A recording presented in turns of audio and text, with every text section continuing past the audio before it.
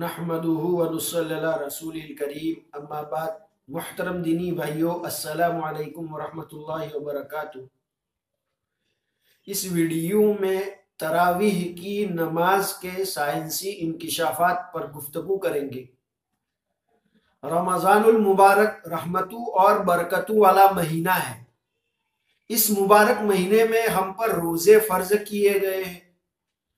قرآن مجید میں باری تعالیٰ کا ارشاد ہے، یا ایہا الذین آمنوا کتب علیکم الصیام کما کتب علی الذین من قبلکم، اے ایمان والو تم پر روزے فرض کر دیے گئے ہیں جیسا کہ تم سے پہلی امتوں پر روزے فرض تھے۔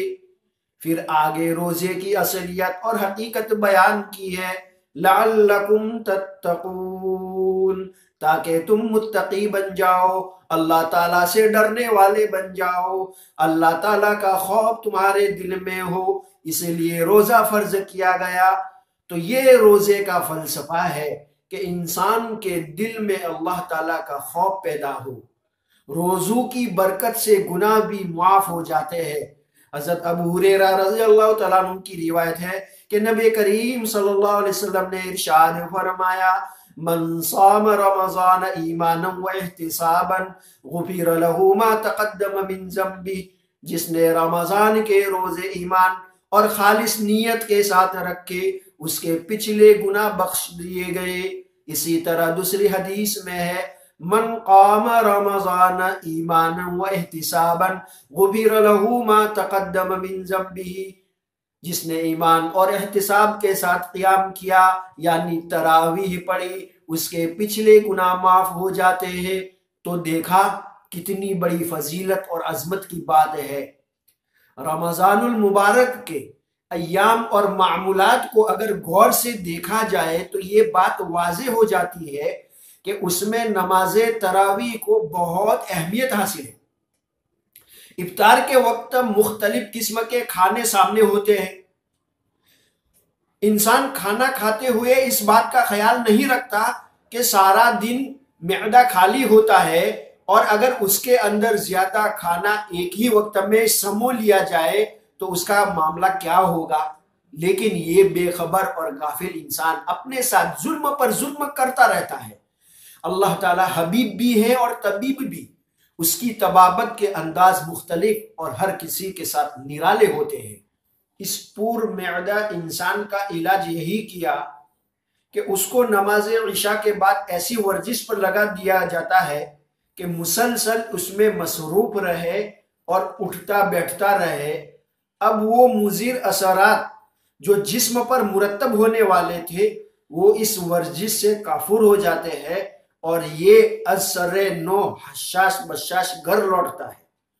اگر تراویح کی نماز نہ ہو تو سحری بالکل نہ کھائی جائے، اور اگر پھر بھی کھا لی جائے تو بے شمار امراض کو دامن میں سمیٹ لے گا۔ اگر تراویح نہ ہوتی تو یہ آدمی کھانے کے بعد سو جاتا تو بہت سے امراض پیدا ہونے کے قوی خطرات ہوتے، جیسے دل کی گھٹن، high blood pressure, low blood pressure, معدے کی تیزابیت، دماغی چکر اور الٹی کی کیفیت، مسوڑوں کو امراض اور خاص طور پر پائوریا، بلغمی رطوبات اور دائمی نزلہ، بدن کی سستی اور خشکی، دست اور پیچیس یا ہیضہ۔ ان بیماریوں کی طرف غور سے دیکھیں تو احساس ہوگا کہ صرف ایک سنت تراویح کی وجہ سے ہم مہلک امراض سے بچ جاتے ہیں۔ تراویح ایک ہلکی پھلکی ورزش ہے جس کے بعد سکون اور آرام کی نیند آتی ہے۔ بے خوابی کے مریضوں کے لیے تراویح اکسیر لاجواب ہے۔ بد خوابی کے مریضوں کے لیے تراویح علاج بھی ہے اور ورزش بھی۔ تراویح سے جنسی امراض ختم ہوتے ہیں اور اعصابی کھینچاؤ اور دباؤ کم ہوتا ہے۔ رانوں اور پنڈلیوں کے پٹھے مضبوط ہوتے ہیں۔ معدے کے امراض اور دل کے امراض کم ہوتے ہیں۔